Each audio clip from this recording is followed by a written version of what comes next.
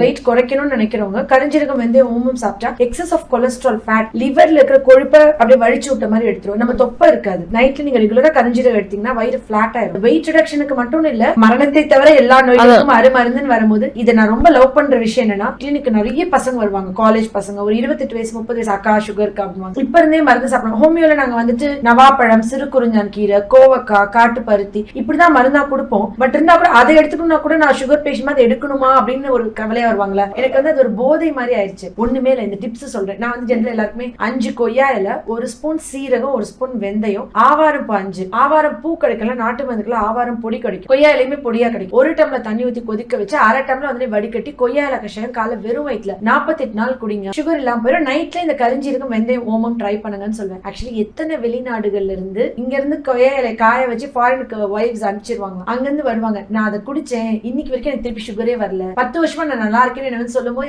எனக்கு மருந்து கொடுத்து ஒரு வியாதியை குணம் பண்றதை விட நம்மள சுத்தி இருக்கிற விஷயங்கள்ல நான் தீர்வு கொடுக்கறது ஏன் இவ்வளவு எனக்கு ஒரு விஷயமா இருக்குன்னா, ஏன் நம்மள சுத்தி எல்லா வரங்களும் நம்ம கிட்ட இருக்கு. அறியாமை என்ற இருள் இருக்கு. இது நான் பண்ண நாளைக்கு என்னோட கொள்ளு பேரனுக்கு நான் இருக்குவேனான்னு தெரியாது. ஆனா இந்த டிப்ஸ் இருக்கும், இந்த வீடியோ இருக்கும், நம்ம பதிவு பண்ண இந்த விஷயங்கள் இருக்கும். அப்போ ஒரு தலைமுறையை காப்பாத்தின எவ்வளவு பெரிய பொறுப்பு, எவ்வளவு ஒரு நல்ல விஷயம் நம்ம செஞ்சிருக்கோம். அந்த நிறைவு எதுலயுமே கிடைக்காதுல. இதாவது எனக்கு உண்மையா ஒரு போதை மாதிரி ஆயிடுச்சு. நான் டிப்ஸ் சொல்றேன், 48 டேஸ் இதை பண்ணுங்க. காலை 1 hour walking, evening 1 hour walking. பூமிக்கு அடியில விளையிற கலங்கு வகைகளை பனங்கிழங்கு, முள்ளங்கி மட்டும் தான் சுகர் பேஷண்ட் சாப்பிடலாம், வேற சாப்பிட வேணாம். பூமிக்கு மேல விளையிற பழ வகைகளை ஆப்பிள், பப்பாளி, பலாப்பழம், கொய்யாக்காய், நவாப்பழம் நான் மருந்தா கொடுக்கறதுனால அதை சொல்ல மாட்டேன். பட் நவாப்பழம் தான் ப்ராப்பரான நாட்டு நவாப்பழம் சாப்பிடணும். அந்த ஹைபிரிட் சாப்பிட தொண்டை கரக்கரன் ஆகி உடனே சளி, இருமல், த்ரோட் இன்ஃபெக்ஷன் ஆகுது இல்லையா. சோ சாப்பிட கொஞ்சம் சுடுதண்ணி குடிக்க சொல்லணும். அப்ப நீங்க இது சாப்பிட்டுட்டு அந்த 48 நாள் கழிச்சு வாங்க வரும்போது எனக்கு ஒரு ஸ்வீட் பாக்ஸோட வருவாங்க. என்ன அக்கா சுகர் சுத்தமா குறைஞ்சிருச்சு, சுகரே இல்ல, வாக்கிங் எக்ஸசைஸ். ஏன்னா நம்ம கொய்யா இலை மிச்சதெல்லாம் கூட இன்சுலின்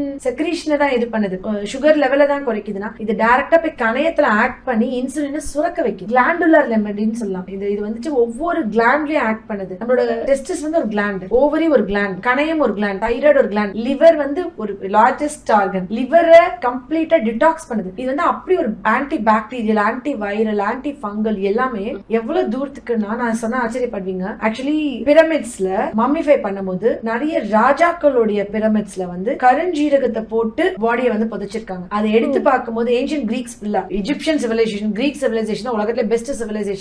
அவங்களுடைய மம்மிஸ்ல, ராஜாக்களோட மம்மிஸ்ல இது அவ்வளவு யூஸ் பண்ணிருக்காங்க. ஏன் அவங்களோட மம்மிஸ்ல இருந்துச்சுன்னா உடம்ப அந்த மேகோட்ஸ் இல்ல இது அந்த மாதிரி இதாகாம உடம்ப பதப்படுத்துறதுக்கு இது ரொம்ப ஹெல்ப்ஃபுல்லா இருந்திருக்கு. எந்த பாக்டீரியா இதெல்லாம் க்ரோ ஆகாம இருக்கிறதுக்கு. நம்ம உப்பு கொட்டி கேள்விப்பட்டிருப்போம் கிராமப்புறங்கள்ல எல்லாம். நான்லாம் பாத்திருக்கேன், என்னோட பாட்டி அடக்கம் பண்ணும்போது மூட்டை மூட்டையா உப்பு கீழே மேல எல்லாம் கொட்டினாங்க.